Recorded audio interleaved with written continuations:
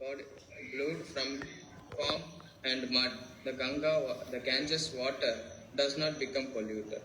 Those who are advanced in spiritual understanding, he will bathe in the Ganges, without considering the condition of the water. Hare Krishna. Hare Krishna. Hare Krishna. And next person. Yeah, okay. Am I audible, Prabhu? Yes. Yes. Please. Shloka 7, translation. The holy name, character, pastimes, and activities of Krishna are all transcendently sweet like sugar candy. Although the tongue of one afflicted by the jaundice of avidya, ignorance, cannot taste anything sweet, it is wonderful that simply by carefully chanting these sweet names every day, a natural relish awakens within his tongue, and his disease is gradually destroyed at the root. Number 8, translation. The essence of all advice is that one should utilize one's full time, 24 hours a day, in nicely chanting and remembering the Lord's divine name, transcendental form, qualities, and eternal pastimes, thereby gradually engaging one's tongue and mind. In this way, one should rise in Vraja, Golaka Vrindavan Dham, and serve Krishna under the guidance of devotees. One should follow in the footsteps of the Lord's beloved devotees who are deeply attached to his devotional service. Shloka 9, translation. The holy place known as Mathura is spiritually superior to Vaikuntha and transcendental world because the Lord appeared there. Superior to Mathura Puri is the transcendental forest of Vrindavana because of Krishna's Raslila pastimes. And superior to the forest of Vrindavana is Govardhan Hill, for it was raised by the divine hand of Shri Krishna and was the site of his various loving pastimes. And above all, the super excellent Shri Radha Kunda stands supreme, for it is over-flooded with the ambrosial nectarian prema of the Lord of Bhakti, Shri Krishna. Where then is that intelligent person who is unwilling to serve this divine Radha Kunda, which is situated at the foot of Govardhana Hill? Okay, and if you could continue, Anandalila Mataji, please. Text 10. In the Shastra it is said that of all types of fruity workers, he who is advanced in knowledge of the higher values of life is favored by the Supreme Lord Hari. Out of many such people who are advanced in knowledge, Gyanis, one who is practically liberated by virtue of his knowledge may take to devotional service. He is superior to the others. However, one who has actually attained prema, pure love of Krishna, is superior to him. The gopis are exalted above all the advanced devotees because they are always totally dependent upon Sri Krishna, the transcendental cowherd boy. Among the gopis, Srimati Radharani is the most dear to Krishna. Her Kunda lake is as profoundly dear to Lord Krishna as is most beloved of the gopis. Who then will not reside at Radha Kunda and in the spiritual body surcharged with ecstatic devotional feelings, aprakrita bhava, render loving service to the divine couple Sri Sri Radha Govinda, who perform their Ashtakaliya Leela, their eternal eightfold daily pastimes. Indeed, those who execute devotional service on the banks of Radha Kunda are the most fortunate people in the universe. Text 11. Of the many objects of favored delight and of all the lovable damsels of Brajabhumi, Srimati Radharani is certainly the most treasured object of Krishna's love, and in every respect, her divine Kunda is described by great sages as similarly dear to him. Undoubtedly, Radha Kunda is very rarely attained even by the great devotees. Therefore, it is even more difficult for ordinary devotees to attain. If one simply bathes once within those holy waters, one's pure love of Krishna is fully aroused. Thank you very much, all of you, and thank you for being patient. We can see by reading through those texts in sequence how the beautiful instructions of the Upadeshamrita unfold to give us some incredibly wonderful and moving guidelines about how we can increase in our spiritual practice and how we can strengthen ourselves on our spiritual journey, as Srila Prabhupada mentions in his purport there. So I'm now going to hand over, of course, to His Holiness Bhakti Vighna Vinasha Narasimha Swami. A very warm welcome to you, Maharaj.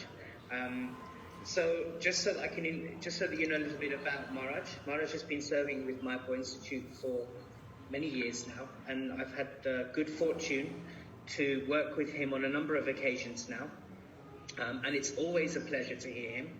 And the students have always loved his series of classes. This last year, of course, Maharaj has been here in the Dham due to the coronavirus. He kind of took shelter here for much longer than he's normally here.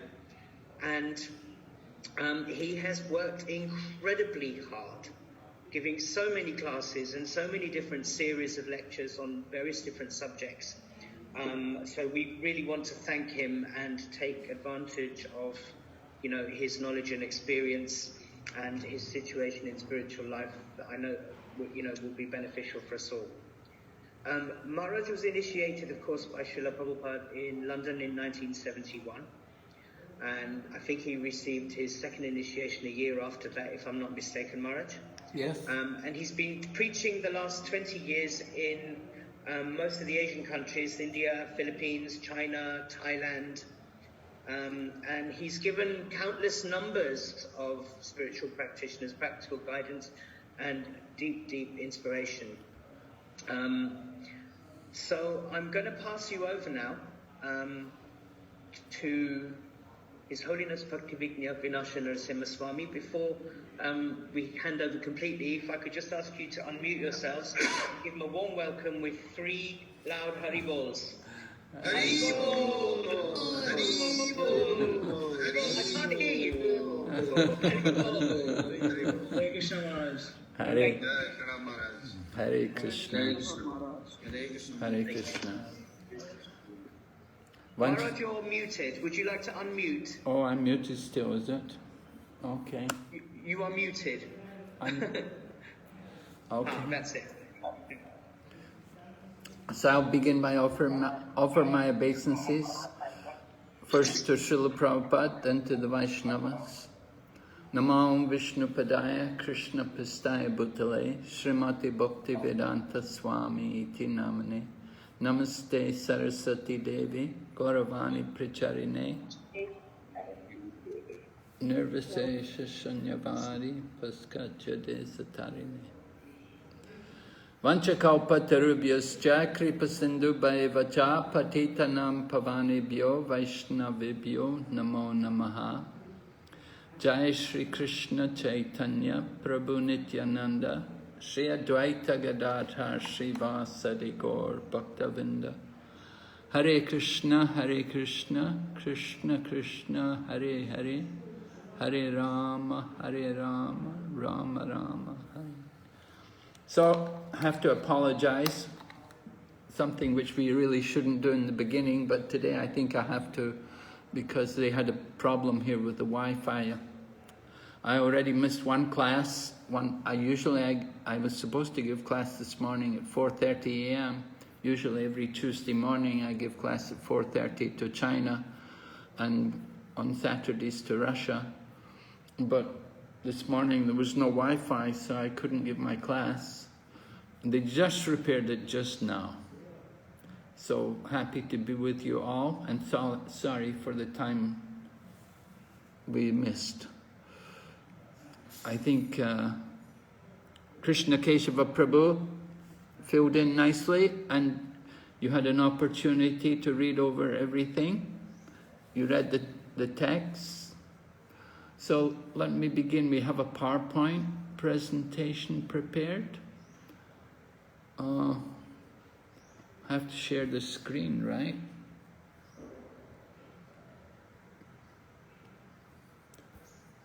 Okay, and then on desktop. Are you seeing my computer now? We can see your computer, Maharaj, yes. So I'll open the PowerPoint.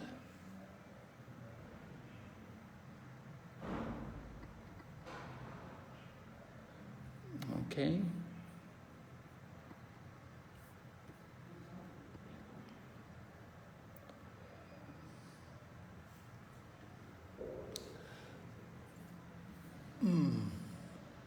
What is this?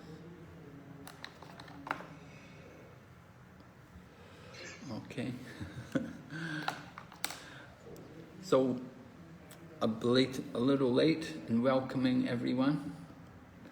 We'll skip the Goswami Astakam this morning. Anyway, here's the title of the proposed class we're meant to have this morning. We wanted to look at the preface, and if we get through the preface, we'll go on to text 1. But we do want to spend some time looking at the preface. If you look in your student handbook, you'll notice the different points which are presented, the learning objectives which are given for our different texts. All right, this is on page 124 of your student handbook, if you have a hard copy. Right? We're in Unit 5, and it's called Patana Prayojanam, Learning Objectives. So, a number of points are mentioned here, a number of objectives are listed just on the preface. So very nice that you had the opportunity to read it all for yourselves. So you've read through the text, so you can tell me what are the main topics which are being presented there in the 11 verses. It's a short text, right? Only 11 texts. Ishopanishad is 18. If you were studying Mundaka Upanishad, it's also 11 texts. A bit different from Srimad Bhagavatam, 18,000 texts. Bhagavad Gita, 700 texts. But here we have just simply 11. But still, very important. So, as far as the overview, maybe someone would like to tell me, how did the Upadeshamrita begin? What does Rupa Goswami begin with in his first section? Any suggestions from our students? You have Mayuri Krishna Mataji who'd like to contribute there, Maharaj. Oh, very nice. Yes, please tell us, Mayuri Krishna Mataji. Hare Krishna Maharaj. So he starts off with saying how to reach perfection in Krishna consciousness. Okay. How to reach perfection in Krishna consciousness. In other words, he's giving us, well, the whole book is about that, right? The whole book is about how to, that's Upadeshamrita, the nectar of instructions. But particularly, we could say, maybe the first section, first verse, and then the second verse, there's a relationship there between text 1 and text 2. Can you see it? Text 1 was speaking about what? Controlling the 6 urges. Yeah, the urges, right, the urges, there are urges there. And if they're not controlled, then text 2 is the result. What happens when the urges are not controlled? That's described for us in text 2. And then text 3 goes on to tell us what?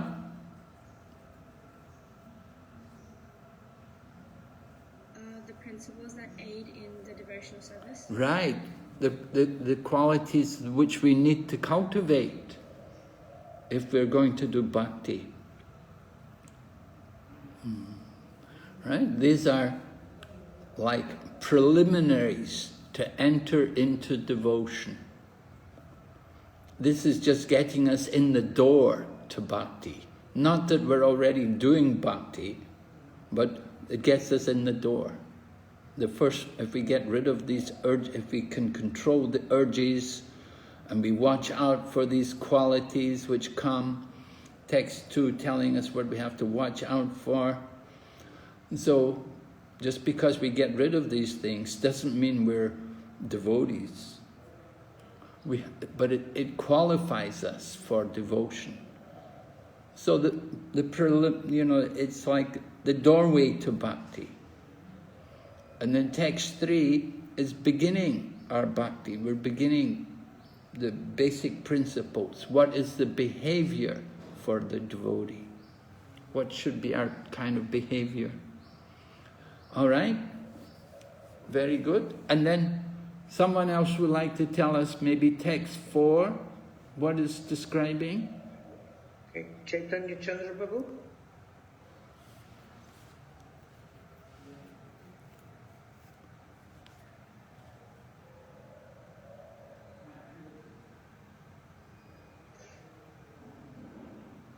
Yes, Jagai Nitai Prabhu. Please carry on. You're muted, Prabhu. Sorry. Thank you, Maharaj, for speaking to us today. Text 4 is specifically speaking about the relationship and love shared amongst devotees, offering gifts and accepting gifts, discussing amongst each other, and this loving relationship between devotees. Okay. Yes. So in one word? In one word, love between the devotees. Okay. I would prefer we say association. Association. Yeah. I think association is the better description. How to associate. And then 5, text 5 will go on to describe. Someone else like to tell us? Soumya Mataji. Soumya Mataji? Hare Krishna Maharaj. So, text 5 is about association on different levels. Yes. Yes, right. Different levels of association, because we want to know who to associate with and how to associate with these people on different levels. Because it won't be the same for everyone. It's going to vary. So that some principles there to be understood, principles of association.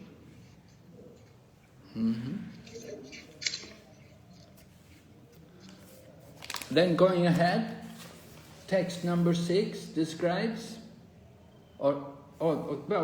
we could say actually 5 and 6 go together, very similar. 5 and 6 are both speaking about different levels of association and how to behave with different kinds of devotees. What is the proper mood in dealing with the different devotees?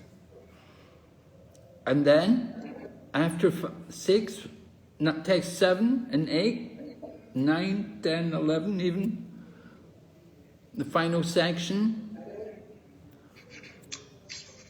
Murali Govind Prabhu. Please unmute yourself, Prabhuji, we can't hear you. Hare Krishna Prabhu. Text 7 speaks about the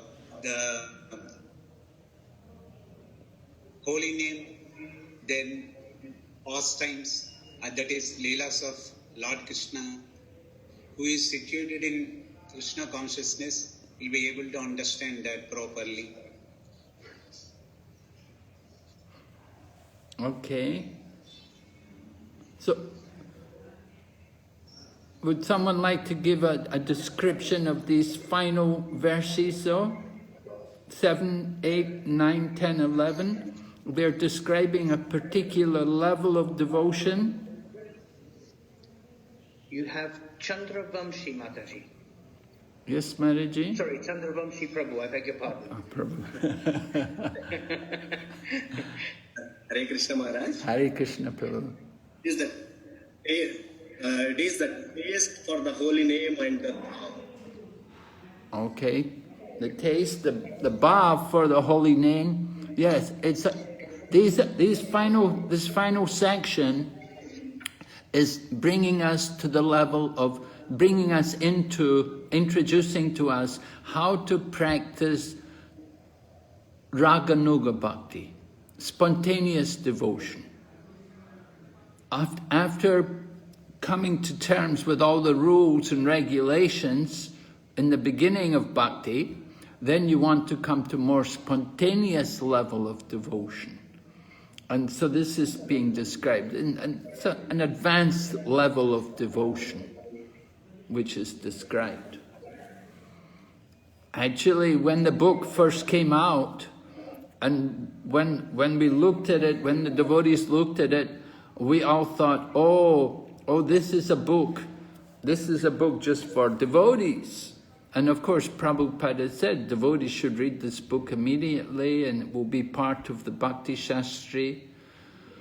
But Prabhupada said, no, this book is for mass distribution. Even though it describes such esoteric activities as Raganuga Bhakti, the mode of spontaneous devotion to Krishna, but Prabhupada said, this is for mass distribution. He said, we need to teach this knowledge to everyone. Not just simply teach Raganuga Bhakti, but teach the basic principles of devotion. And then the book, because the book goes to the higher levels, it does reveal to people that there's something at the end of all this bhakti, that there's some higher things there, there's some very high goals to be achieved. All right, so we've looked at, let me see, we'll move on, go to my slideshow here.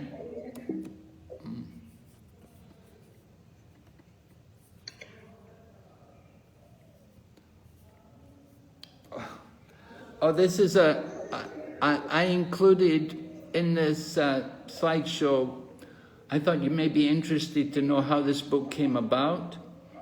So it's actually taken by Rupa Goswami. He took it from the diary of a servant of Lord Chaitanya called Govinda.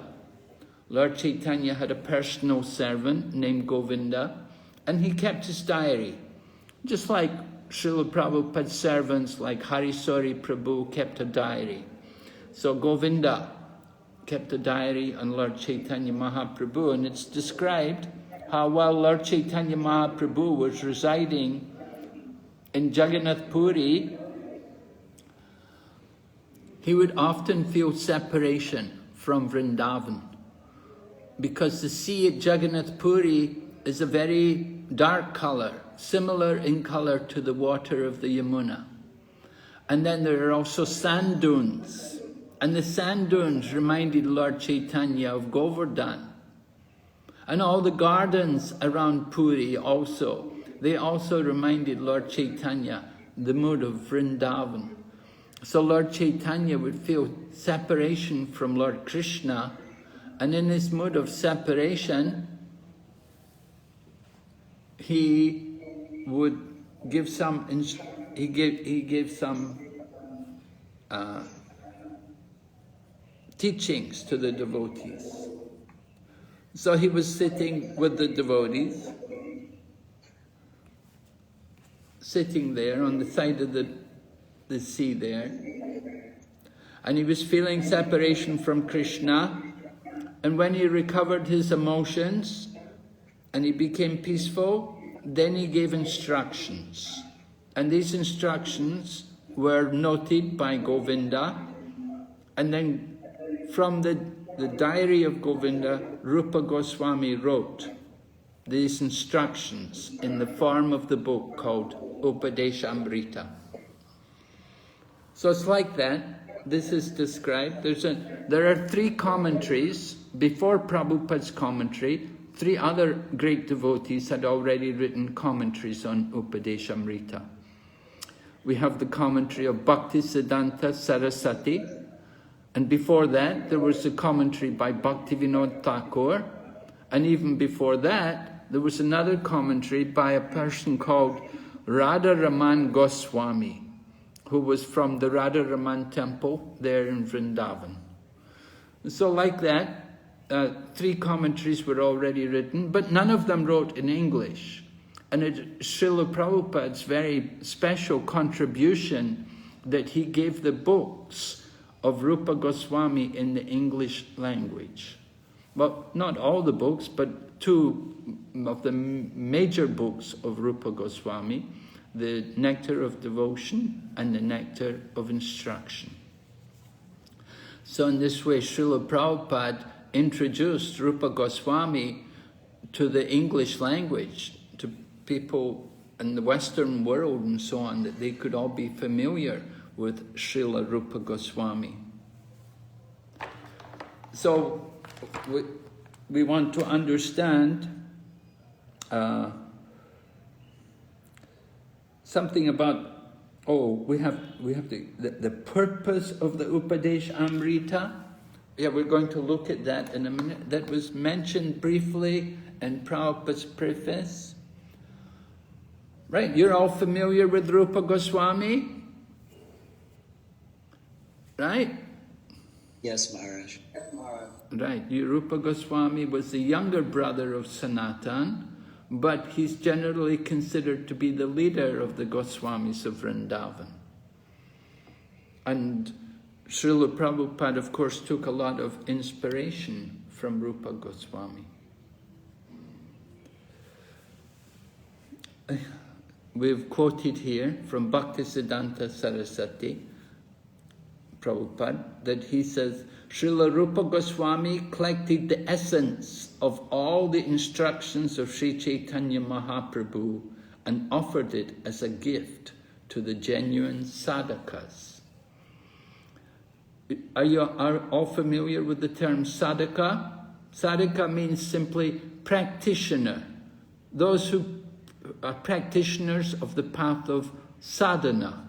Sadhana means the practice of devotional service, regulated principles, like rising early, chanting the holy name, worshipping the deity, bowing down and offer obeisances, worshipping Tosi, and cooking food and offering to Krishna, studying the scriptures. These are all the activities of the sadhakas.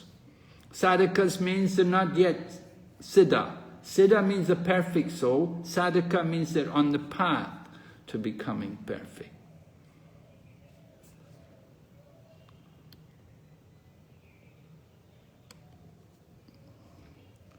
From Prabhupada's preface, Chaitanya Mahaprabhu gave us the Shikshastakam, Rupa Goswami gave us Upadesh Amrita. Purpose, so that we may become pure Vaishnavas. Right, we're on the path. We're trying to become pure. Prabhupada would often say, it's not an easy thing to become Vaishnava. We're trying to become Vaishnavas. And Vaishnava means also they should be pure. If we're not pure, then we're not really Vaishnavas. We have to be pure. So we're on the path. And Rupa Goswami's Upadeshamrita is to help us on this path that we can become pure Vaishnavas. A quotation from a letter by Srila Prabhupada. The Nectar of Instruction has come out very nice. It is very important. Must be immediately read by all devotees. In the near future, we shall introduce Bhakti Shastri exam for second initiation. And this shall be one of the required books of study.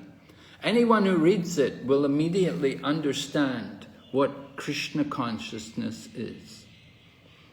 So, generally, spiritual masters prefer that a devotee, a disciple coming for second initiation, they should be familiar with the philosophy.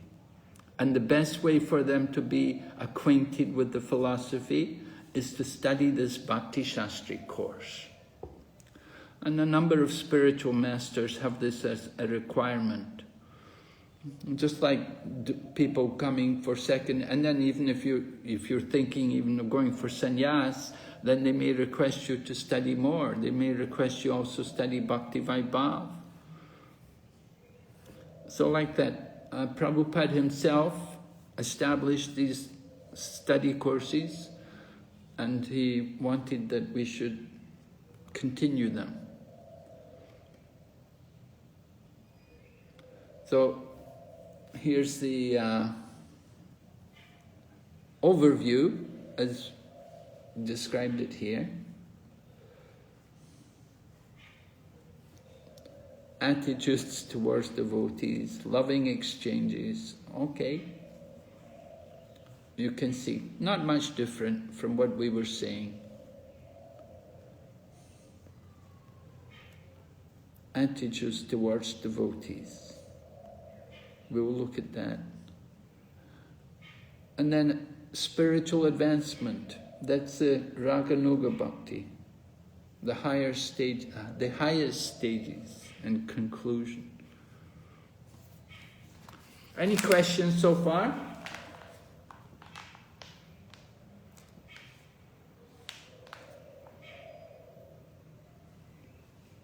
No questions. Okay. Oh, you have one question, Maharaj. You have Sachinananda Prabhu. Yes. Hare Krishna Maharaj, thank you very much.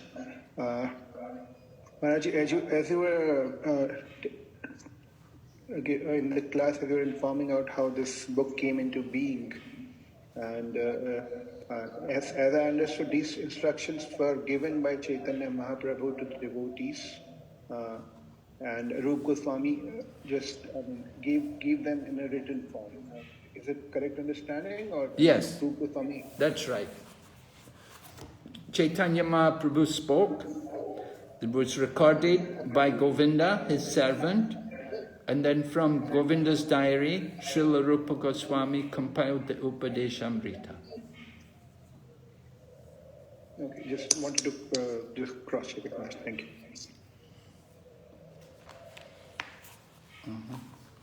And then you also have a question from Radhika Kishori Mataji. Yes. Hare Krishna Maharaj. Maharaj, who are the other commentators for Nectar of Instruction? Who else gave the commentary you were mentioning, right, Maharaj? Yes, I mentioned Bhaktisiddhanta Saraswati Prabhupada, Bhakti Vinod Thakur, and one more was Radha Raman Goswami from the Radha Raman temple in Vrindavan. He was, a long time ago. He was a scholarly devotee who resided there in Vrindavan, and he wrote a commentary which is also included. It's also available. Thank you, Maharaj. Yeah, if those of you who if you like, we can forward you the soft copy. I have a soft copy of the 3 commentaries written together, and if you like to read it, you can have. But yeah, if you could perhaps forward it to me, Maharaj, I'll forward it to the group. Okay, for our Bhakti Shastri course is based on Prabhupada's writings, of course, our teachings based on Prabhupada's writing, but sometimes you'll see also Prabhupada does take something, he does quote, for example, in the purports, he quotes Bhakti Vinod's commentary, and Bhakti Siddhanta's commentary. So you can... Maharaj, also, Murali Govinda Prabhu would like to ask something, and Jagai Nitai. Yes. Hare Krishna Maharaj, thank you very much for the overview what you have given just now. I'm just trying to understand, Maharaj, the instructions given by Chaitanya Mahaprabhu in his Sastastakam are on a higher level when compared to the instructions given by Rupa Goswami in his Nectar of Instructions? No, I wouldn't say that. No, but Chaitanya Mahaprabhu, he gave us the Shikshastikam. He describes the different levels of devotional service. Similarly, Rupa Goswami, he has presented Mahaprabhu's teachings in the form of the Upadeshamrita. Not that one's higher than another. We just heard, Radha Kund is the highest, right? There's nothing higher than that. But he's made just given a different presentation of the same facts. Oh, thank you, Maharaj. Thank you. Hare Krishna. Will you take 2 more responses, Maharaj? All 2 right. more questions? Yeah. Okay, then we'll go to Sena Radha Vrindavan Prabhu. Hare Krishna Maharaj. So I had a similar question that in Deshamrit there are 8 shlokas, but in instructions of Rupa Goswami there are 11. In Shikshastikam there are 8, yes. But in the Nectar of Instructions there are 11 texts. Yes. So these 11 texts comprises the same 8 ones? The same points. Rupa Goswami is leading us through the different stages of devotion to the highest level of devotion. So he's described in some more detail, the same points, but maybe you could say in some more detail. Okay, got it. Hare Krishna.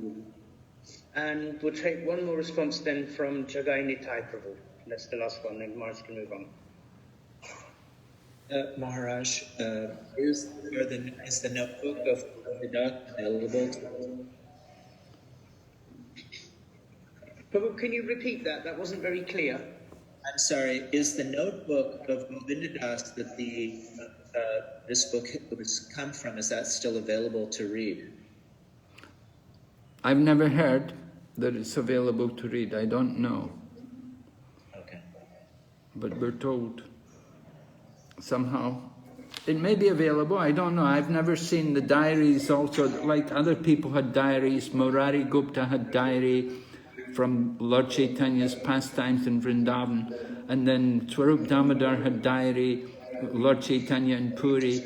But remember, 500 years ago, everything was written on palm leaves. And it doesn't keep very well. You know, after 500 years, you know, what are you going to find, you know? So I don't know that the original text of Govinda's diary is still available. You might want to check at the Bhaktivedanta Research Institute in Calcutta. They may be able to guide you. Thank you, Maharaj. There's also Vrindavan Research Institute in Vrindavan. They have some of the writings, original writings of the Goswamis on palm leaves. So they don't give them to people to handle, of course, because they're very delicate things. Okay, we'll go ahead. Thank you for all your questions. So is it clear, everyone? Are you clear about the purpose of this Upadeshamrita? That we want to become pure Vaishnavas. Now we're going to speak something. We looked at the overview of the text. We're going to speak about Rupa Goswami a bit now. We want you to hear something about Rupa Goswami. In Goloka Vrindavan, Srimati Radharani is lovingly served by 8 principal gopis, of whom Lalita Saki is her dearest friend. These intimate maidservants of Srimati Radhika are assisted by 8 main manjaris, with Sri Rupa Manjari being the leader. So Rupa Goswami is his form in the pastimes of Chaitanya Mahaprabhu. But in the forms, in the pastimes of Radha and Krishna, Rupa Goswami becomes Rupa Manjari, and he is the leader of the 8 Manjaris. The 8 Manjaris mean they're younger than the gopis. Gopis are a little older. They're like teenage girls. And so we have 8 gopis. We have our Astasakis here in Mayapur. Tungavidya, Chitra, Champakalata, Lalika, Vishaka, Induleka, Rangadevi, Sudevi. So Lalita Saki, a dear friend of Radharani, and we have assisting Radha and Krishna, we have the 8 Manjaris. And Rupa Manjari is the leader of these. So this is Rupa Goswami in Chaitanya Lila. Rupa Manjari becomes Rupa Goswami for Chaitanya Mahaprabhu's pastime.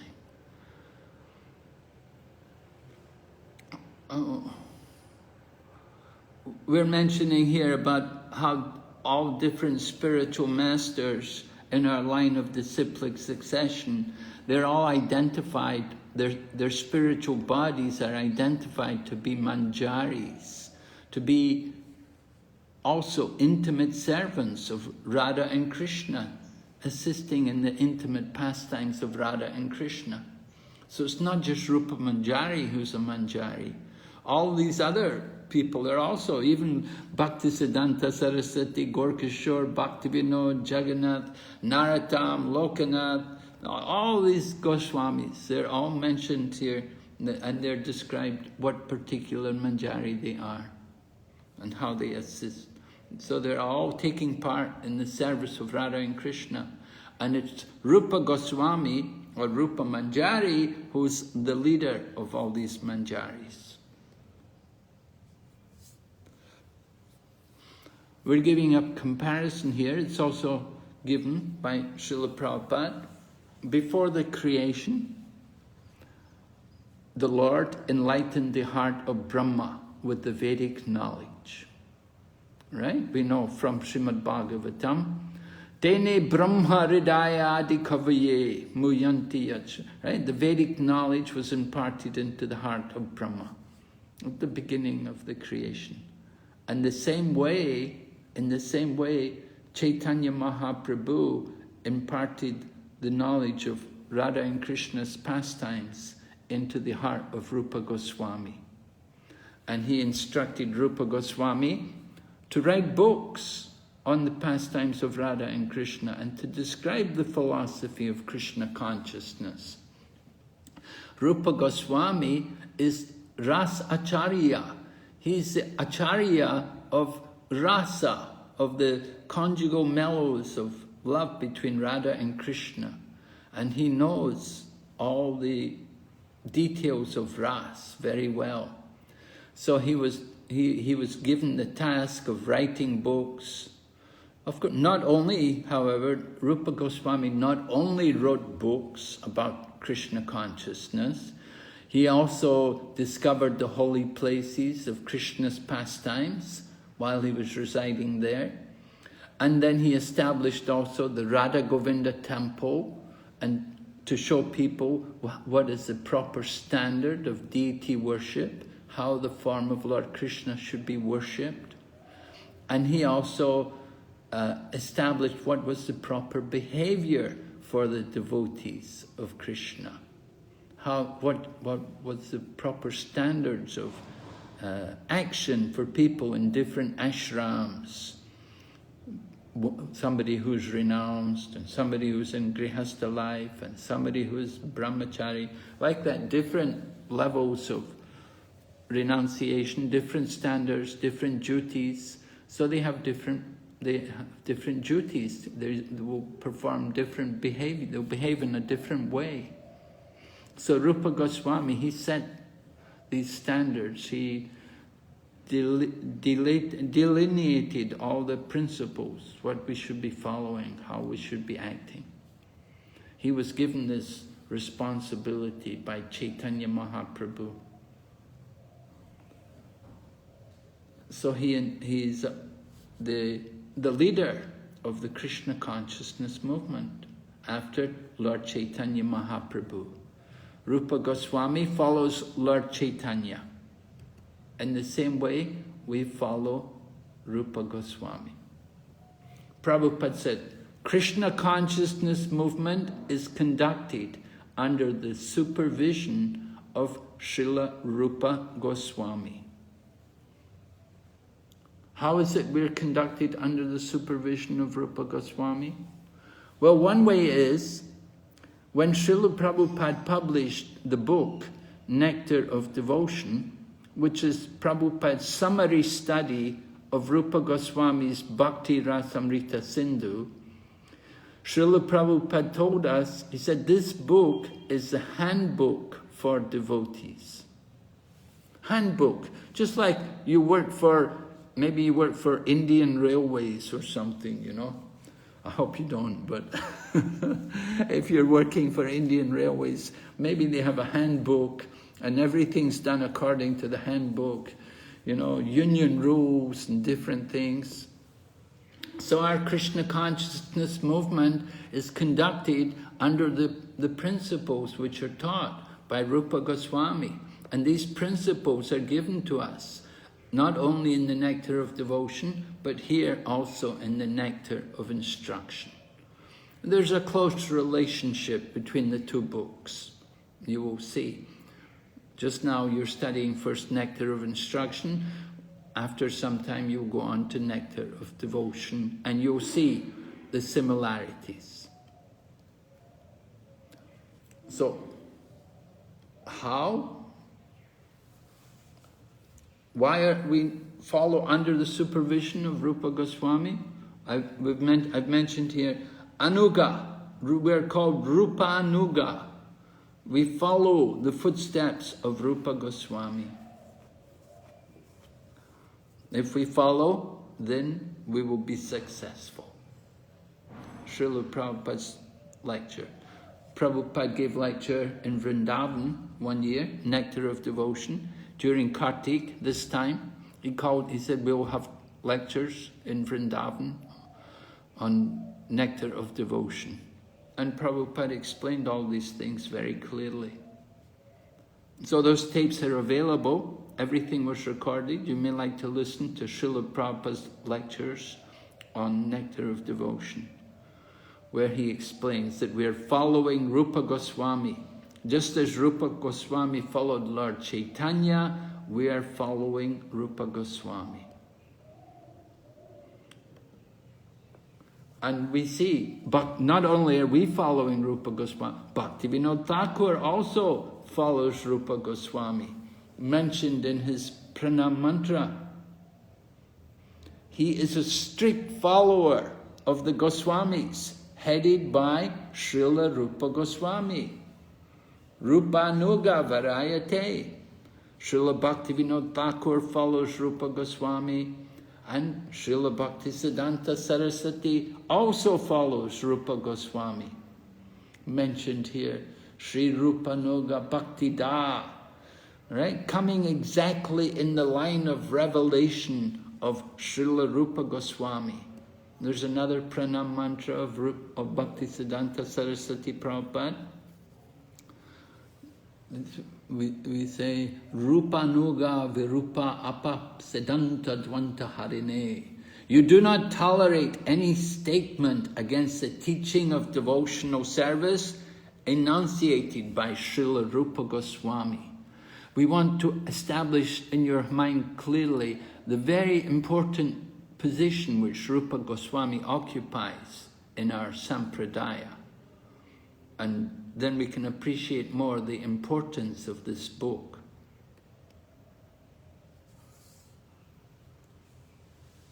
We're just quoting here how at the Prabhupada's initiation, when he was initiated, 1933, at that time Bhaktisiddhanta Saraswati instructed him to study Bhakti Rasamrita Sindhu. And when he was leaving the world, Srila Bhaktisiddhanta Saraswati again told his disciples Preach the teachings of Rupa and Raghunath with all energy. Our ultimate goal should be to become the dust of the lotus feet of Sanatan, Rupa and Raghunath Goswamis.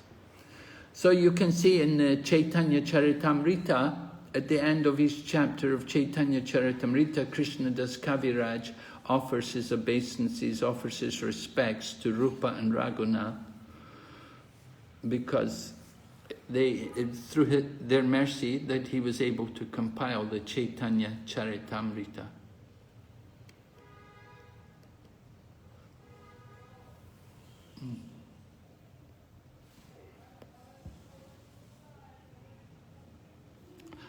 We're describing here why Srila Prabhupada chose to stay at the Radha Damodar temple.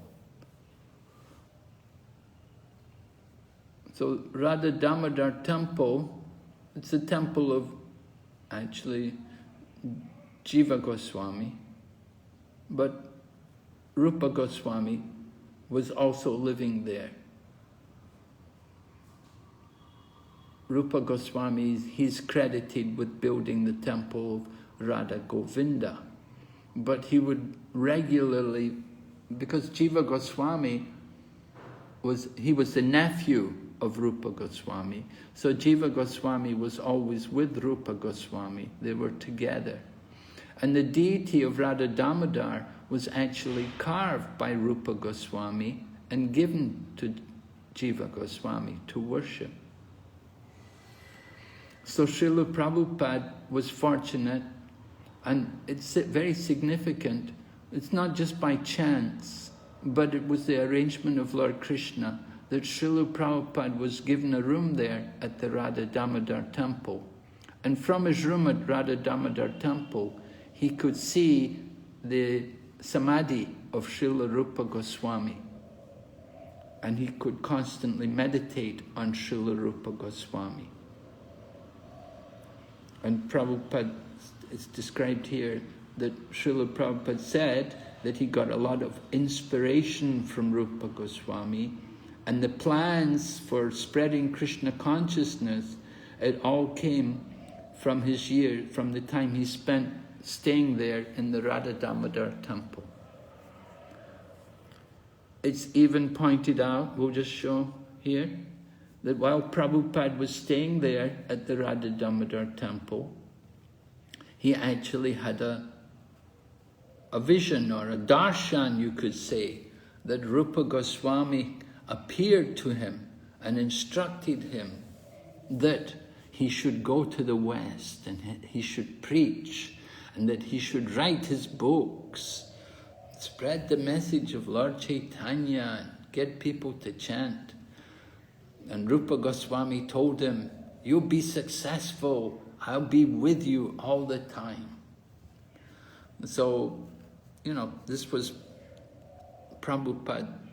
Prabhupada didn't reveal this to everyone, but it was generally known that it had happened, that Prabhupada actually had a vision, he had a darshan. Rupa Goswami appeared to him and almost ordered him that you have to go, you have to do it. And this happened while he was staying there at the Radha Damodar temple.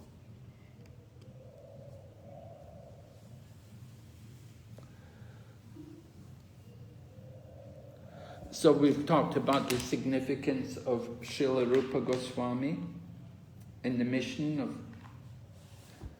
Lord Chaitanya, right?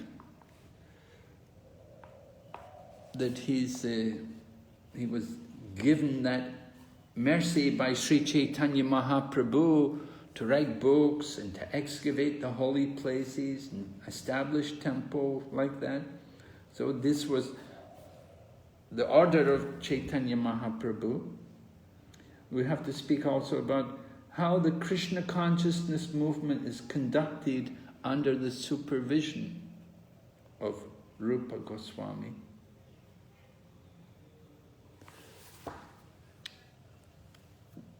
So we will see here how Rupa Goswami guides our activities. We said become pure Vaishnavas. Here we say become perfect Goswamis. Goswami means controller of the senses, the mind and senses. And that is described also in Srila Prabhupada's preface. Our first business in any spiritual activity. Have you got it, everyone? The first business in all spiritual activities, what is it? Control our senses, Maharaj. Control the mind and senses. Right, to control the mind and senses. Thank you. So that's the first business. We have to become Goswamis. That means one who controls the mind and senses. Pure Vaishnavas, similar, right? Vaishnava is more than Goswami. Goswami is the beginning, controlling the mind and senses.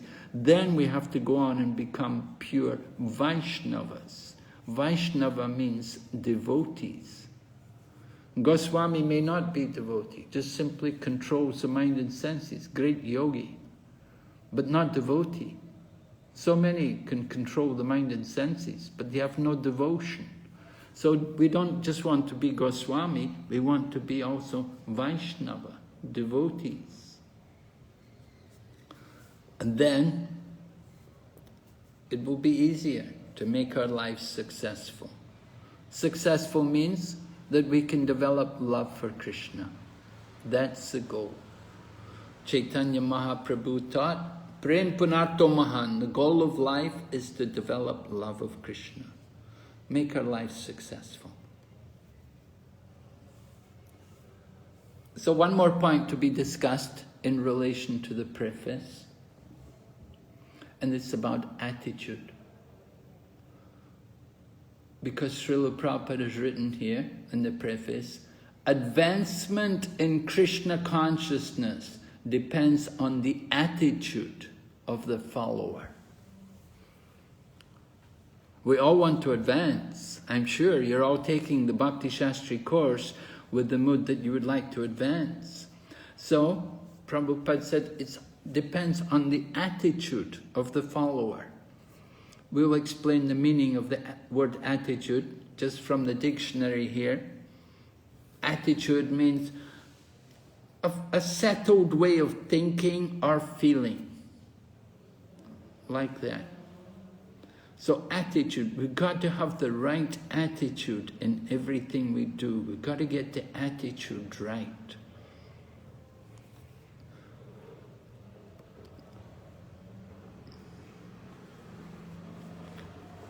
So how can studying the Upadeshamrita help to improve our attitude?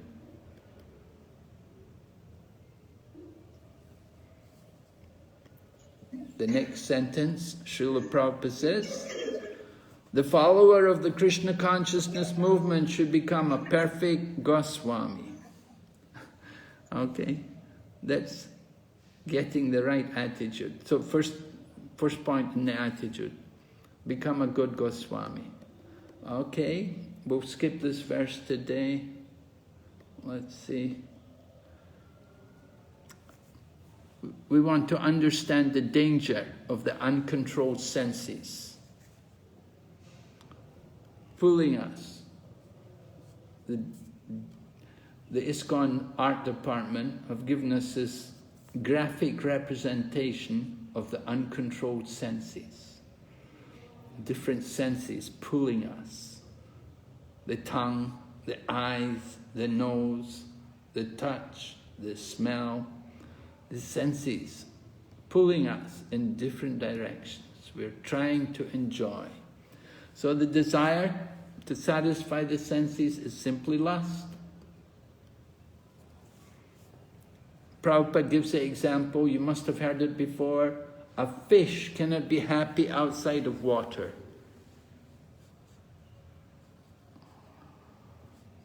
We're all looking for happiness. Where to get it? We have to understand our original nature. Just as the fish doesn't want all these offerings which are being given to him. The fish simply thinks, put me back in the sea. In the same way, the devotee should simply be thinking, put me back in the ocean of Krishna consciousness.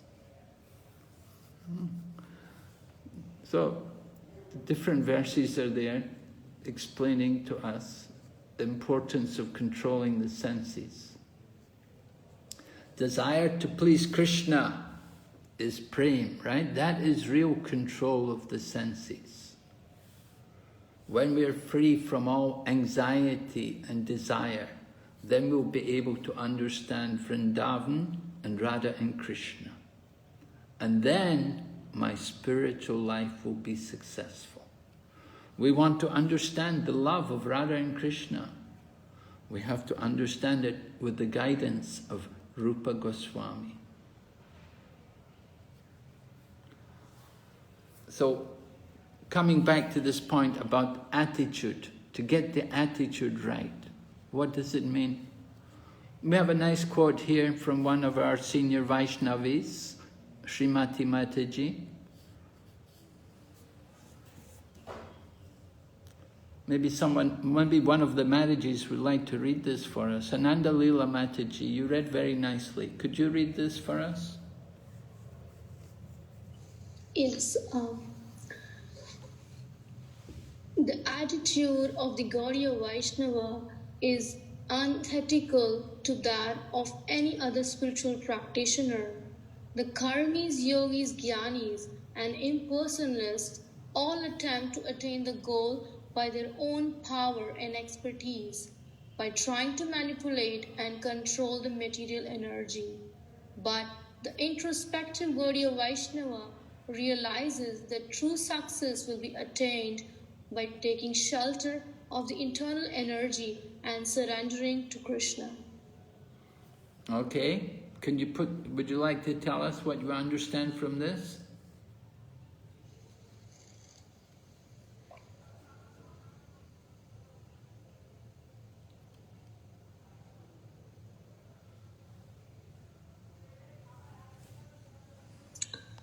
Maybe you could go ahead and just read this last part here.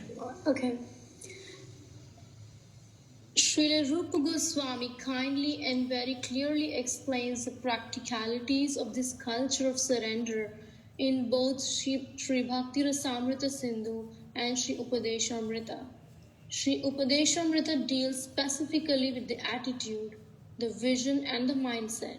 We need to make genuine advancement in Krishna consciousness. Okay.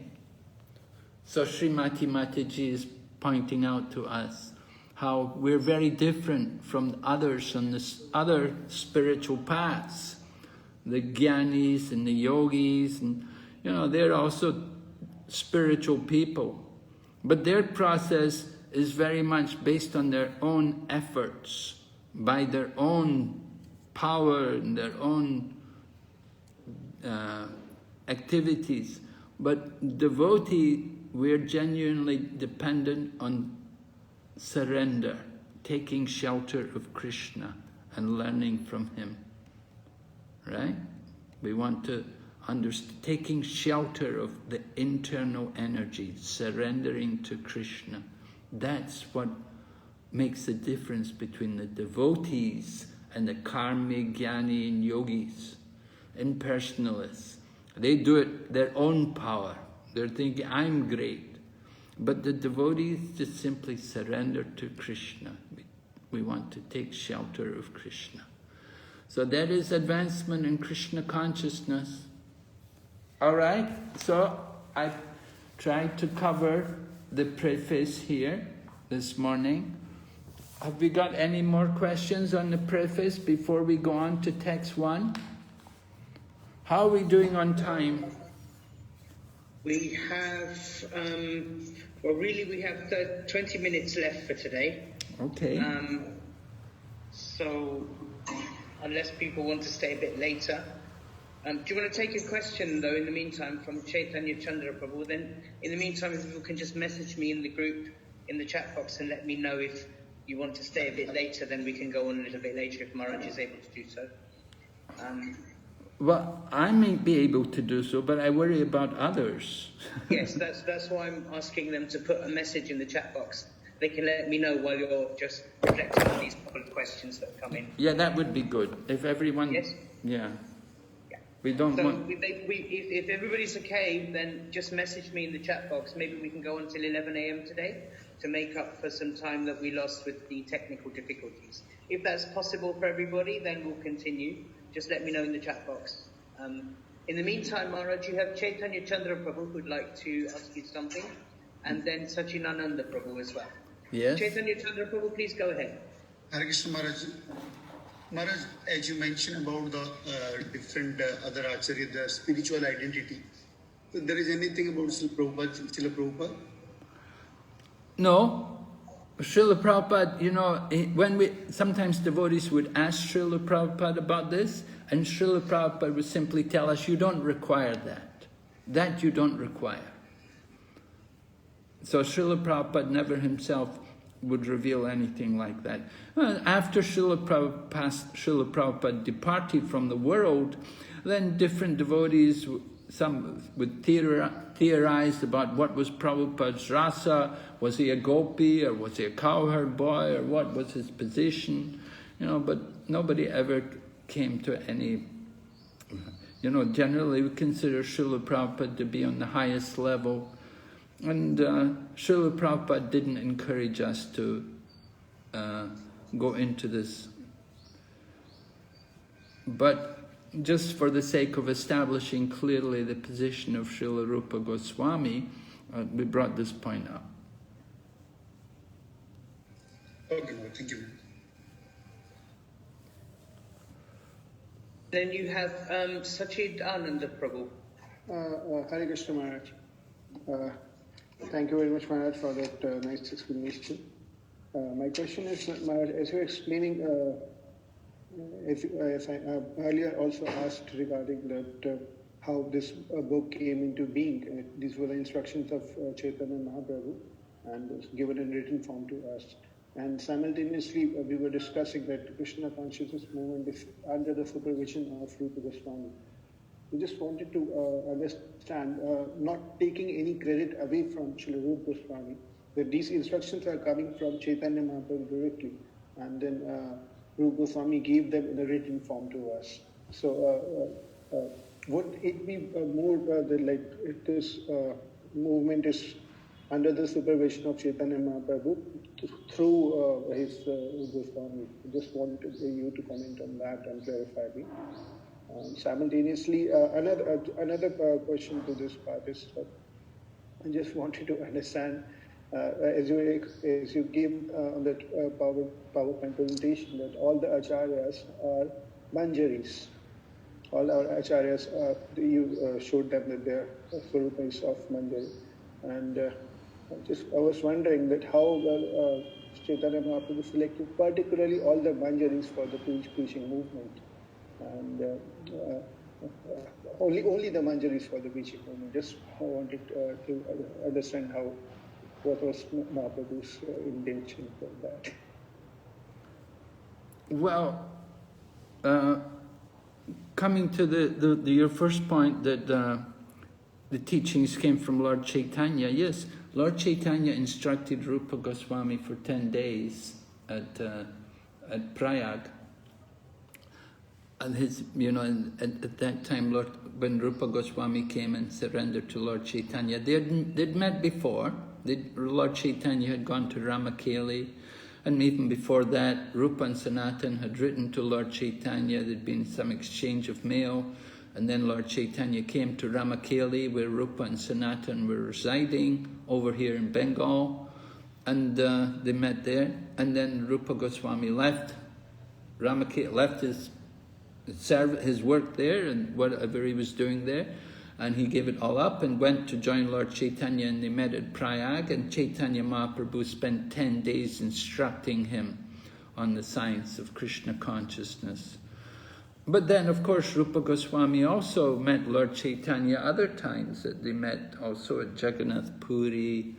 He'd come there to Jagannath Puri, and some of his writings that were given to Lord Chaitanya, and Lord Chaitanya would appreciate them. Because although Lord Chaitanya spoke, it was Rupa Goswami who put it into actual substance. Lord Chaitanya would give like the outline, but Rupa Goswami would fill it all in and give more elaboration, more detail. So Rupa Goswami is given the credit because he's actually the author. We could say it's all coming from Sri Chaitanya Mahaprabhu. Certainly, Rupa Goswami is a follower of Lord Chaitanya. He gives the credit to Lord Chaitanya. You know, just like Srila Prabhupada. Srila Prabhupada writes his books.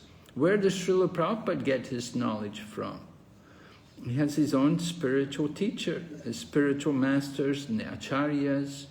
But the books are, you know, Srila Prabhupada. Srila Prabhupada wrote everything down and put it in a language in which we can appreciate. If we had to read the books of the previous acharyas, it would be difficult for us.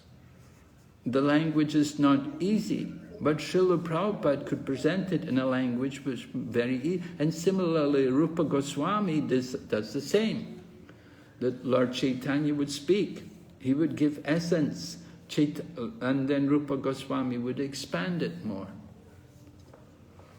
So we give the credit to Rupa Goswami. He's described as the leader. And this is a tradition in Gaudiya Vaishnavism. And we see this from all the acharyas. I showed the pranam mantras. Bhakti Vinod Thakur, Bhakti Siddhanta Saraswati, they're all following Rupa Goswami.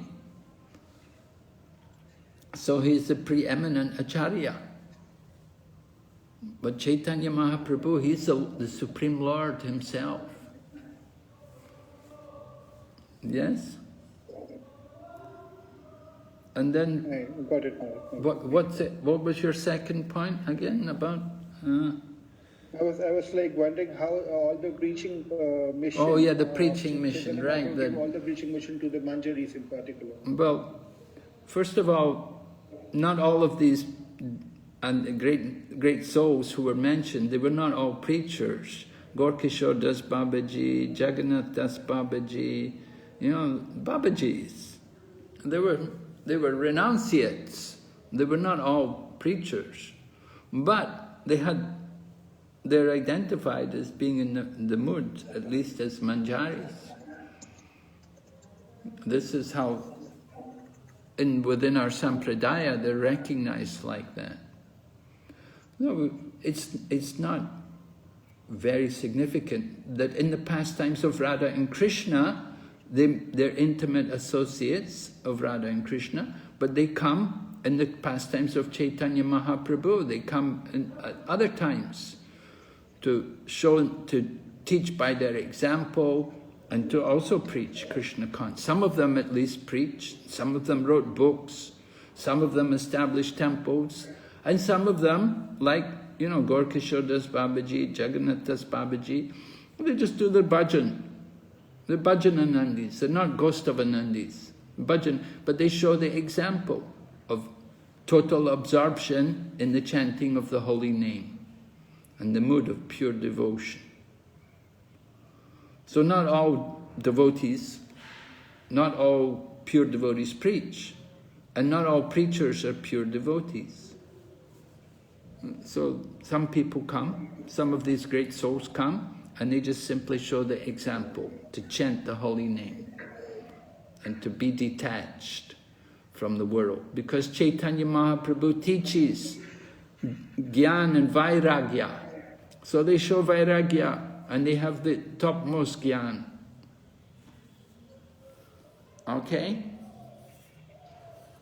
Maharaj, we have Ananda Leela Mataji would also like to say something. Yes, Manaji? Hare Krishna Maharaj. Just reflecting back on the quote from Srimati Mataji, which we read through, where it was like the advancement in Krishna consciousness depends on taking shelter and surrendering to Krishna. So what does that actually mean, like in context of this book? Like we pray, that's what it's surrender, or like we try our best and just leave up to Krishna? What actually that means, taking shelter and surrender? Well, surrender is described for us. When you come to Bhagavad Gita and you study Bhagavad Gita, you'll see there are 6 items of surrender. And first of all, it's accepting everything which is favorable for devotional service and rejecting what is not favorable for devotional service.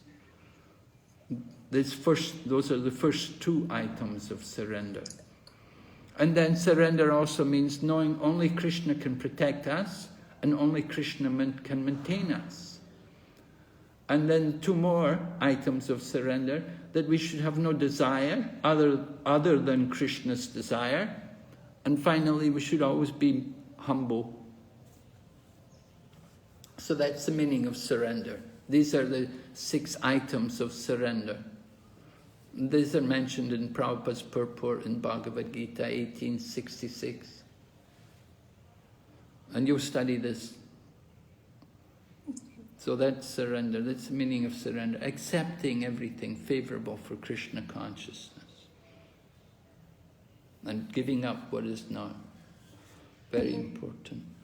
Okay, so we'll... Thank you. If you like, we can go on now. Okay. So I had quite a few responses back. It seems that most people are okay with going over time, but there are maybe 1 or 2 people who cannot, because they obviously have work commitments, etc. So if you feel comfortable, Maharaj, I mean, we will be recording the sessions, and of course, as usual, I'll make myself available after for class and during the season for any other questions or discussions as well, which I can also forward to you as well. So it's your call. If you feel, I think pretty much, I'd say 90% of the class is happy to stay, and some people cannot stay. And most of those have said it's okay for the class to be recorded and to listen to the last bit afterwards. So, what do you think? Well, do you want to carry on for maybe half an hour? It's okay. It's okay with me. I have time. Yeah, I could do it if it's all right with the class. If there's no real objections, certainly we do want to. You have to make the recording available. I will definitely make all the recordings available anyway for each session.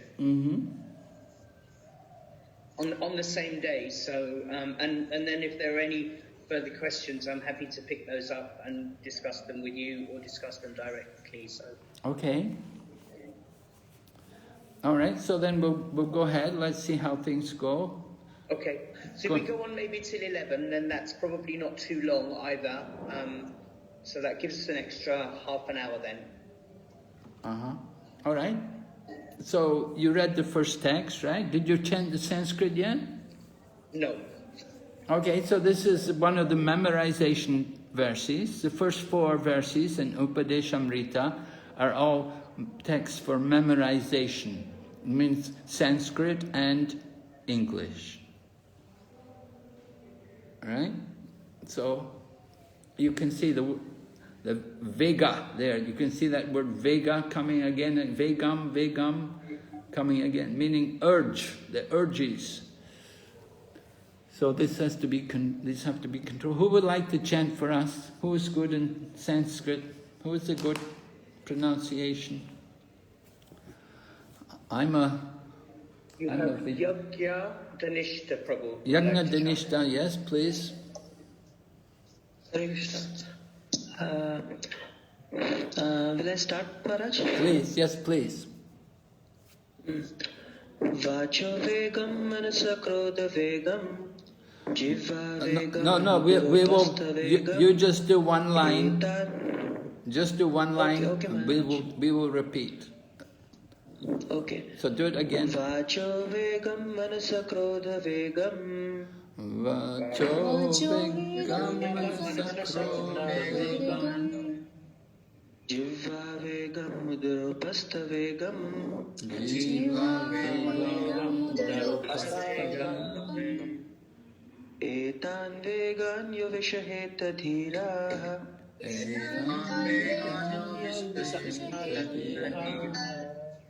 सर्वमपि मां पृथिवीं सशिष्यात्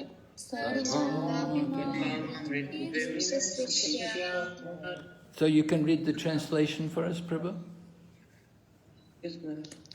A sober person who can tolerate the urge to speak, the mind's demands, the action of anger, and the urges of the tongue, belly, and genital, is qualified to make disciples all over the world. Are you willing to make disciples all over the world? Yes, Haribo. Very good. We need many gurus.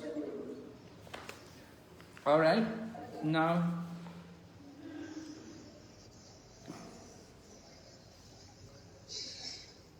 just to look at the objectives which are required here for text number 1.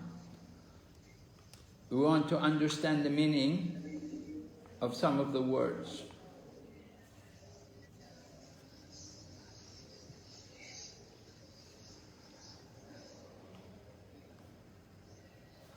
So we're given some keywords like Rupanuga. Everyone knows the meaning now when we spoke about Rupanuga? Right?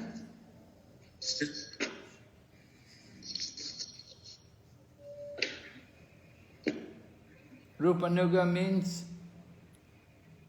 Rupa. The followers of Rupa Goswami, Hare Krishna Maharaj. What? Say again, Prabhu. We are the followers of Rupa Goswami. Yeah, we have to follow in the footsteps of Rupa Goswami, right? And Goswami meaning controller of the senses. Who knows the meaning of Prayaschita? Sachidananda Prabhu, you have your hand raised. You're muted, Prabhu. I'm sorry, it may have been continued from my last question. Oh, okay, sorry. Then my apologies. Let's then go to Soumya Mataji. Prayaschita means atonement, Maharaj. Atonement. Yes, can you give us an example?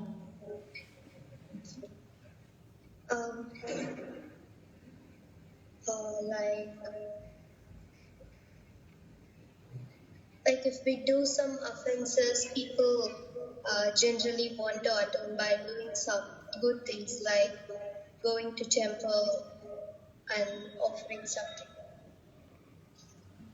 Okay, did you ever do any atonements? I don't think so.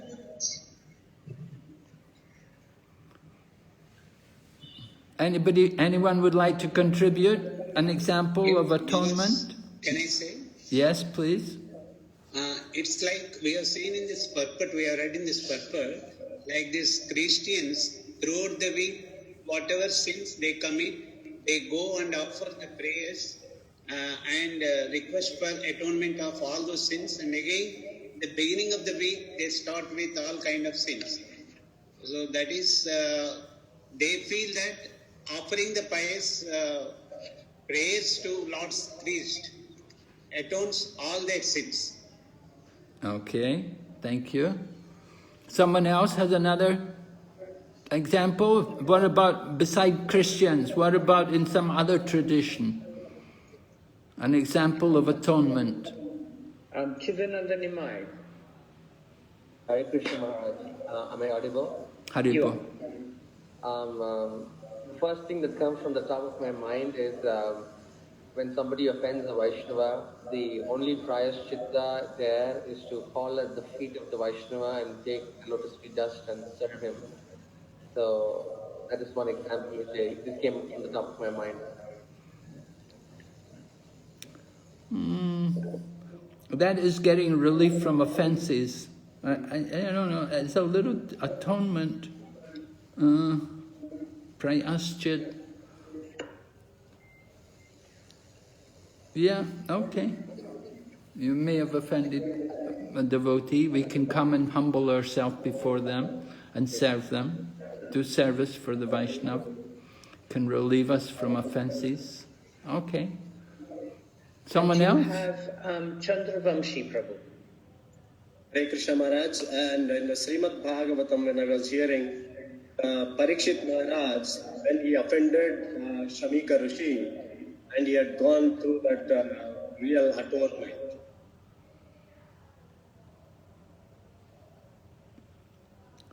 He had what? He had offended Parikshit Maharaj, when he offended the Shamika Rishi, when the dead snake on his shoulder. Yeah. Then while going back home, he was like really feeling that, you know, like the prayaschitta for what he had done.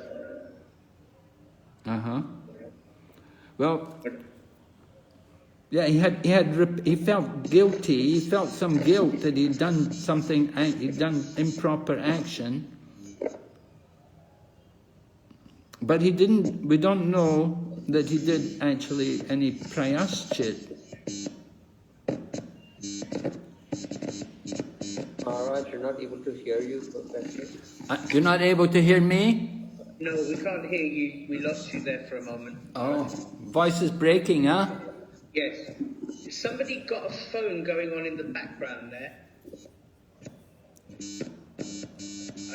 I've got some kind of reverberation on the line. Okay, it was Harsha Mataji. You need to keep yourself muted when not speaking. There's a echo coming from your line. Maharaj, carry on. Maybe we can hear you now. Okay, I would like to give an example that people often come and bathe here in Mayapur at the Ganga. They come in to bathe in the Ganga, and the purpose is, you know, that they will relieve themselves of their sinful activities. They come and take bath in the holy place, and then they go back to their home and they continue to do all their sins. So that's often what happens. People don't actually make a genuine attempt at atonement or prayaschit. So in our purport here, Srila Prabhupada explains the actual prayaschit is what? Krishna Vijay Prabhu has his hand raised. Yes, Krishna Vijay? Yes, Maharaj. I was just saying the same thing in India. Usually we are accustomed to go to different holy places just so that we, bathe there in the holy water, so that we, do the prayaschitta, whatever sins we have done. Similarly, we see that when Krishna killed Aristasura, then gopis asked Krishna that he has killed a bull. So they requested Krishna that you have did a sin and you have to now, take dip in all the holy rivers. That's how Krishna called for all the holy rivers and the Radha Kund was found. So similarly, Balram, when he killed Romaharshan, and then the sages asked him to do the atonement, prayaschitta, and then that's how he traveled the whole Tirtha Yatras and took bath in all the holy rivers. No, okay, very good. Thank you. And Harsha Mataji would like to say something as well. Harsha Mataji. Hare Krishna, please accept my interrogation. Mataji, you have an echo on your line, some buzzing noise. Have you got two microphones on? No, Guruji, just one. Okay, all right.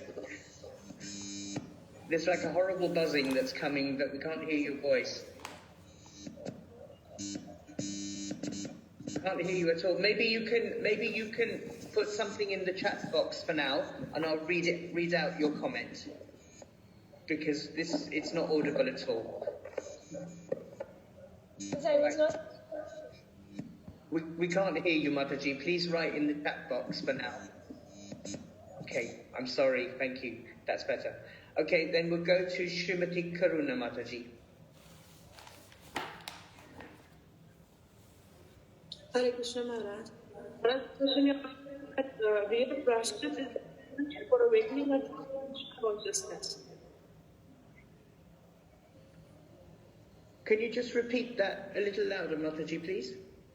Real prashchit is awakening of the dormant Krishna consciousness as told Vishnu Gupta. Yes, thank you very much. Very correct, right. That's exactly correct. The real prashchit is the awakening of Krishna consciousness. Because if one awakens to Krishna consciousness, then one will not continue with the sinful activities. So that's the point. Okay, so we've looked at these different terms. I want to spend a little while looking at the terms in text number 1. Are you able to see the screen? Yes, Maharaj. You can see the text, okay? You can see the different words there. So vacha meaning the vacho, the speech, the words of vacha, and vegam, the urge, manasa, the mind, krodha, anger, well known, and the jiva, the tongue. These are all familiar terms which we should know. Krodh, the jiva, the tongue. And then udara, like damodara. So dara, the belly, from damodara. You have udara, upasta, for the generating organ, the janto. And then etam vegan yo vishaheta dira. Dira, you're familiar with that word from Bhagavad Gita? Who knows the word in this word dira? Which verse is it in Bhagavad Gita? Somebody know?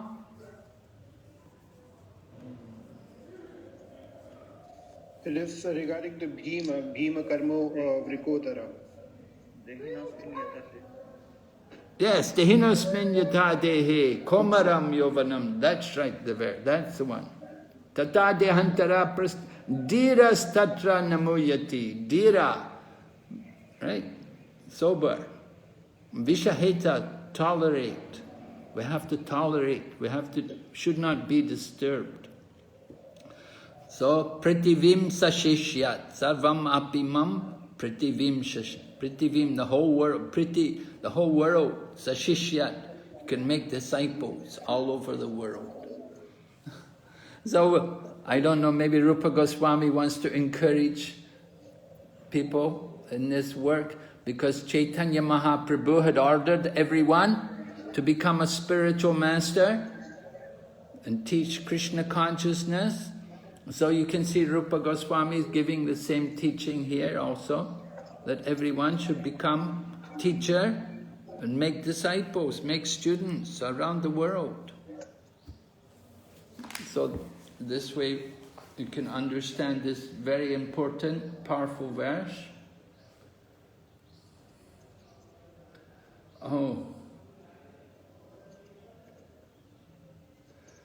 The qualifications of the Guru, qualified to make disciples all over the world. So, this is the qualification. Somebody is going to accept disciples, they have to be able to control their senses, the mind and senses. They cannot be a godas, a servant of the senses. They must be in control of their mind and senses. So they must be Goswami. Not that they have to be Goswami in dress or in ashram, but they must have that qualification of controlling the mind and the senses.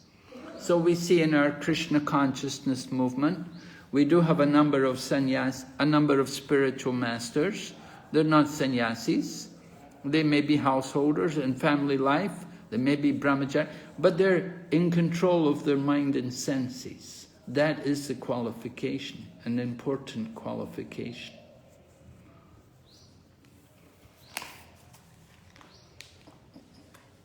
All right, so qualification of a guru in relation to the six.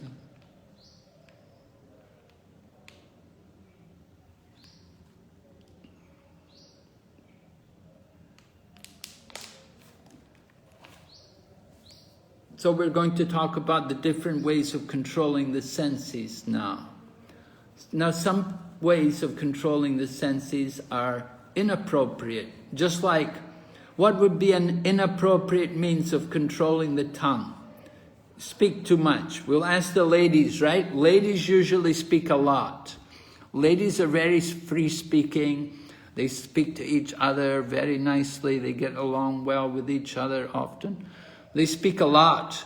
So how can they, what would be the wrong way to control their speech? Marriages, you can suggest what's the inappropriate or incorrect way of controlling the urge to speak. We've heard the ultimate atonement is Krishna consciousness, so the control of the tongue should be in Krishna consciousness. So what is the improper way of controlling the speech? Srimati Karuna Mataji. Srimati Karuna. The improper way or the proper way? Improper, the wrong way. The wrong way, when we speak apart from Krishna Katha, that is improper way? I want to know from you, what are some improper ways of trying to control speech? Radhika Kishori Mataji. Hare Krishna Maharaj. So maybe we can avoid gossips, and we can we shouldn't talk about any other Vaishnavas or devotees, or well, like you're not helping me. You know, I wanted to know some way you're going to do this. You're going to you know. Maybe I have to do one for you to give you the example, make it clearer for you, because you haven't... Hare Krishna. Yes? Hare Krishna Maharaj. Yes? We can dovetail our talking to Krishna conscious pastimes. Wait. Let me give you an example what I'm talking about. I'm talking about the inappropriate, the wrong way to try to control the urge. Just like speech. Now some people, what they may do monavrat. You know monavrat? Monavrat means the vow of silence. So, is that Krishna consciousness? To do monavrat? No. No. Of course not. Definitely not. Monavrat. They're not going to talk. That's not Krishna consciousness. That's not the Krishna consciousness program. And similarly, jiva vegam, how to control the tongue. Okay, I'm not going to eat. I'm going to fast. Is that Krishna consciousness? No. You have to eat whatever is provided.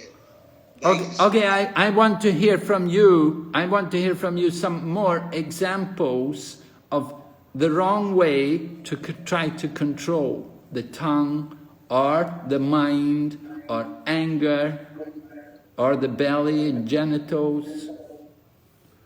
Please raise your hands to speak, yes?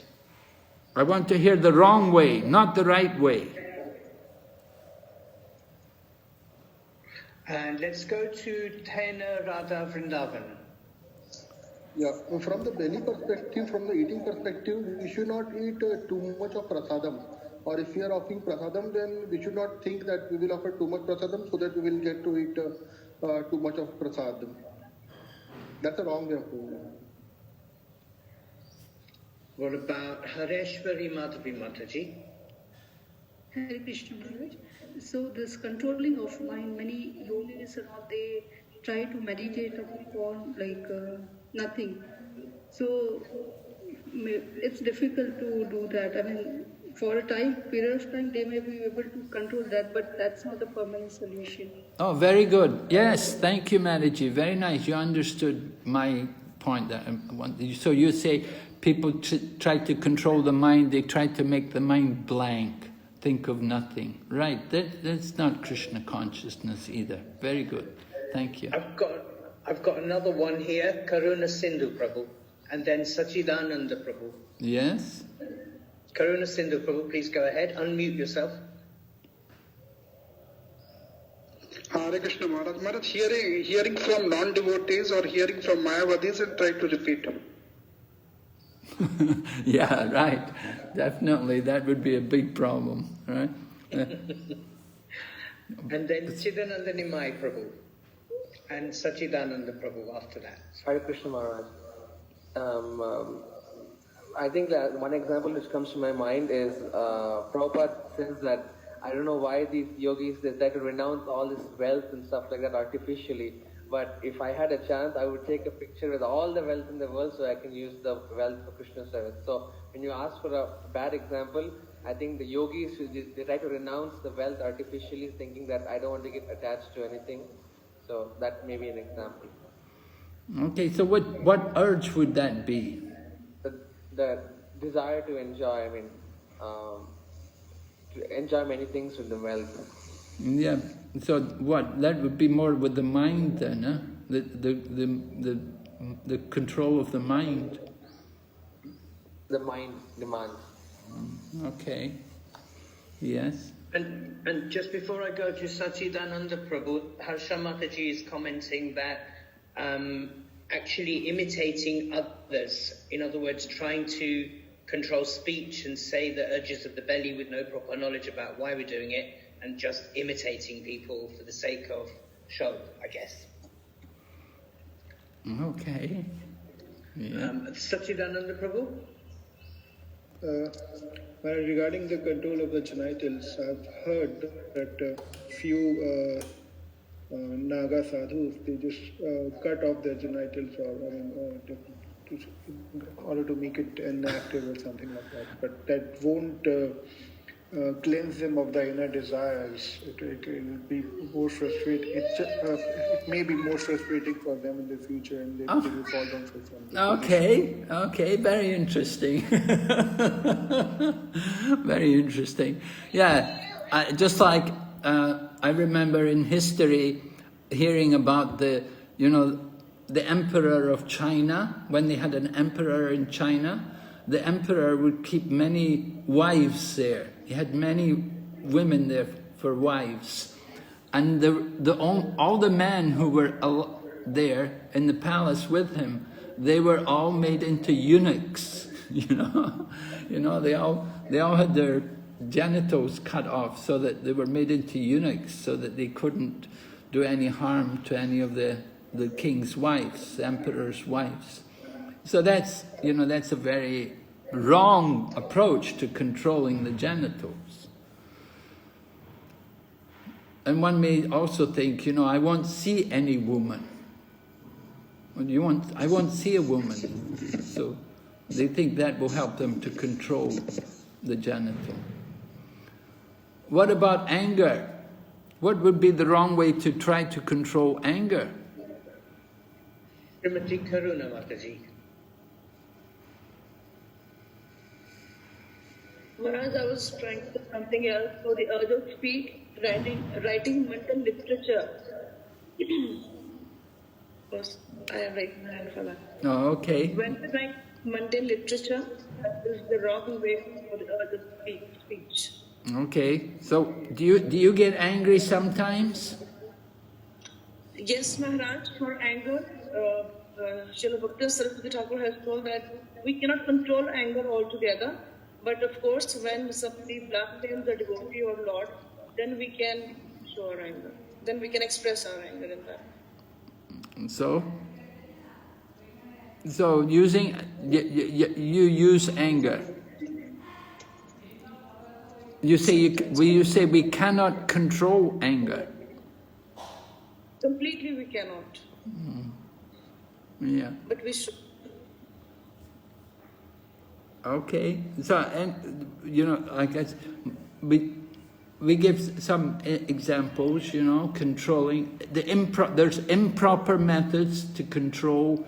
There's also proper methods. One may think, well, anger cannot be controlled, so I'll just use it. And just use it, I'll just argue, I'll just blow up, and I'll just throw and shout and scream and show my anger, because you can't control it. One may think like that. So other people try to control anger. We keep it within ourselves. and ultimately it just simply bursts out. At some point it will come out, it will be released.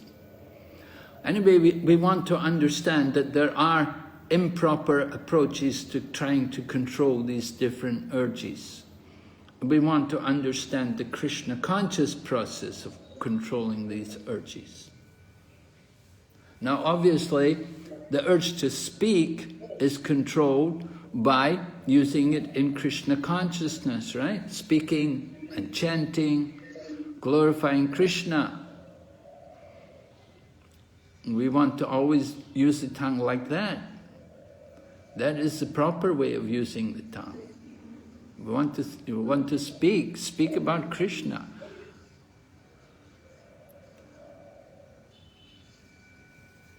What about the mind? Actually, about other point about the belly. Overeating, sometimes we eat very rigorously or sometimes very less for the sake of the austerity. So it's also on the improper way of controlling our belly. Well, that urge to eat, put food in the belly, it comes from the mind, right? So you have to deal with the mind. How are you going to control your mind?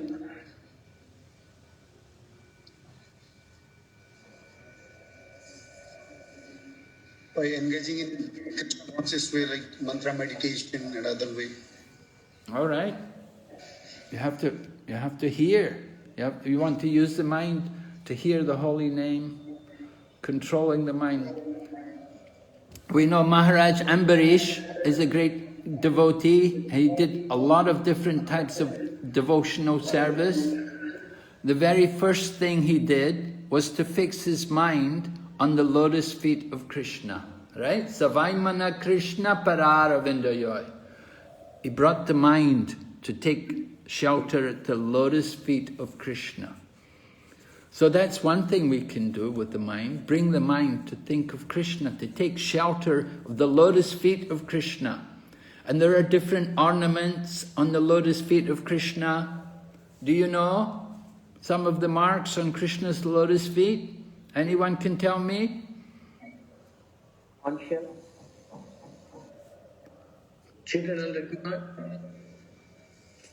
has a conch shell, an elephant gourd, a chakra, and then a seed. I forget the type of the seed, but yeah, these four things I remember now. Okay, anyway, you understand there are different markings on the lotus feet of Krishna, and we can think of these. Just one of the marks on the lotus feet of Krishna is a thunderbolt. Thunderbolt to smash the mountain of sin in our heart. So we take shelter of the lotus feet of Krishna, can purify our mind. And Krishna Vijay Prabhu has his hand raised here.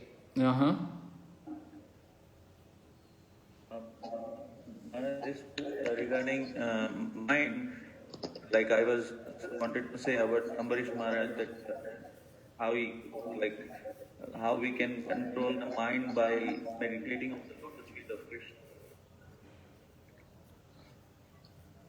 How we can control the mind by meditating? Because meditating on the lotus feet of Krishna, and also like the features of the Shyam Sundar features of Krishna. But what you mentioned, what is curly hair, about his different features of Krishna. Well, I described the different marks on the soles of the feet of Krishna. Generally, we begin our meditation from Krishna's lotus feet. We don't go up to the other parts of Krishna's body without first of all meditating on his lotus feet. That's the process of meditation on the form of the Lord. You go to see the deity, you look first at the lotus feet of the deity and then look up. So you begin from the lotus feet. It's very proper to begin from the lotus feet.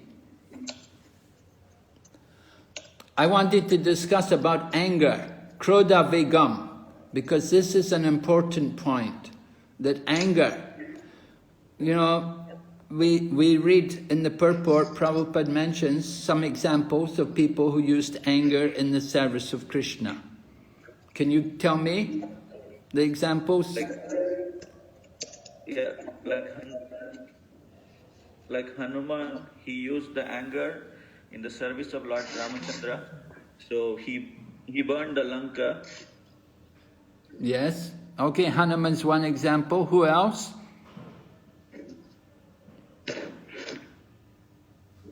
Let's go to, 1 second, please.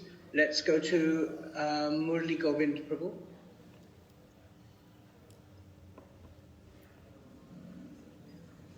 Yes? Okay, we can't hear him. Then let's go to Damodar Dina Pavana Prabhu. Hare Krishna Maharaj, Dandat Pranam. Oh, okay, we can. Sorry Prabhu, I have forgotten to unmute. Okay, all right. In Bhagavad Gita, in the battlefield of Kurukshetra, Lord Sri Krishna instigated Arjuna to fight. He has to get anger, and with that anger he has to fight and he has to fulfill his normal duty as a Kshatriya. Yes, very good. Thank you very much. Very nice. And there's one more example. Hare Krishna Maharaj, Dandavat Pranam.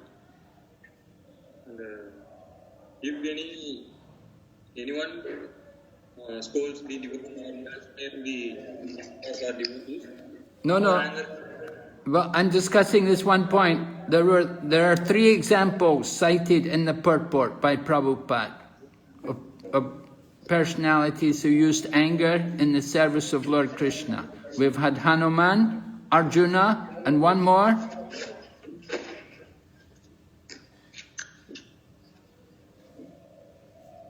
When his few devotees are blasphemed, the anger can be used. Chaitanya Maharaj.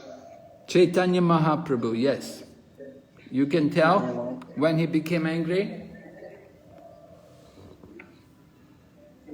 When he became angry at Jagai Madhai, and he invoked Sudarshan.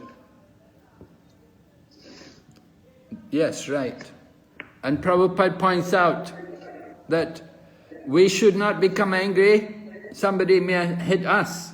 We don't retaliate. Somebody attacks us. But a devotee should not tolerate to see another devotee attacked. So Chaitanya Mahaprabhu became angry because they had attacked Lord Nityananda. Lord Nityananda had been injured. They struck him with the wine pot. So Lord Chaitanya became very angry. So that is the proper etiquette, proper behavior. Of course, Lord Nityananda is very merciful and he restrained Lord Chaitanya Mahaprabhu. But the point is there that we tolerate our own abuse, but we cannot tolerate to see others abused. Jiva Vegam, the tongue. Now, Prabhupada does talk in the purport about controlling the tongue, and he mentions that even one may take prasadam, that is not controlling the tongue. It's not enough, because one may be very particular when we come to take prasadam. Oh, I want this, I don't want that. Even when they distribute mahaprasadam, give me the sweet, right? I want the sweet, I want the cheese, I want the curd. I don't want the sabji, I don't want the dal or the rice. Give me something good, nectarian. Even though we're talking about prasadam, we may be very particular and fussy. So that is not proper. We have to be careful. And taking prasadam, we should also be careful not to take too much. Don't eat too much, don't eat too little. You eat too much, you get stomach problems, and you eat too little, you get health problems. So we have to be very careful. balance. What about the Krishna consciousness mood towards marriage? Are we in? Why should people get married in Krishna consciousness? What's the purpose of married life according to the text? So, Mayuri Krishna. For begetting children to bring them up into Krishna consciousness? Yes. Prabhupada said, we need more devotees. We need many devotees for our Krishna consciousness movement.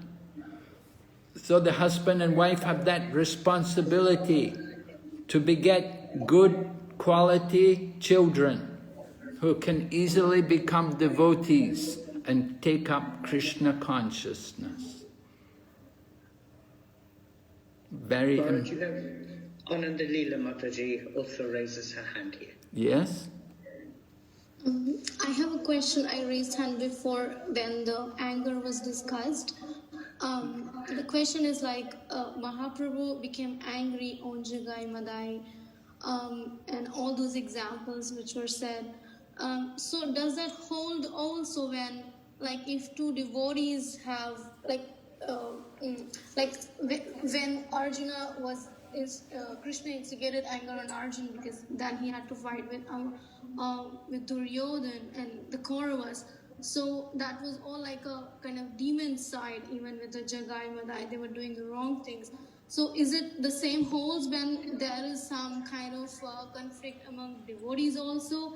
Like, we don't take it for ourselves, but then if the other devotee is blaspheming and another devotee, still we go ahead with that? Or this just holds for like that kind of situation where a non-devotee is blaspheming a devotee?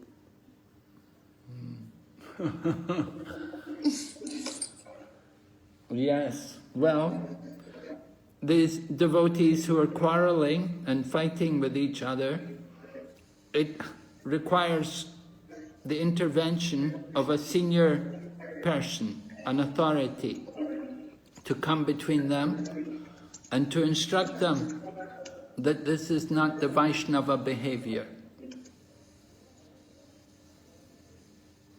Right? That the people are, the two devotees are fighting or arguing with each other in a very unfriendly manner.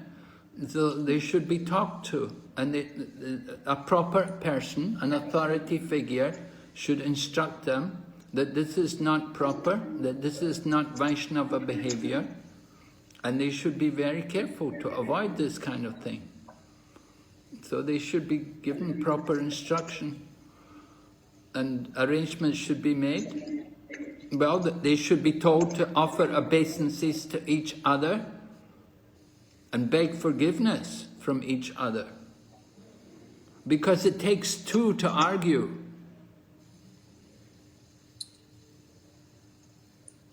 If it's two people arguing, then they're both wrong. If one person has made an aggressive attack against someone else, the other person should just tolerate. But someone should come to defend them. And they should instruct the person who's doing the attack. And they should tell this person who's attacking them that this is not Vaishnava behavior, that this is not the proper standard of dealings of a devotee. They should be told. But that teaching has to come from an authority figure again, the proper person. Thank you. Mm-hmm. And you have Krishna Vijay Prabhu also.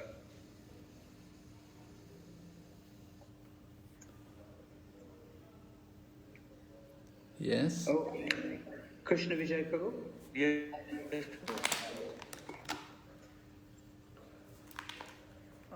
I think Maharaj already answered. Okay. This was regarding the... Okay.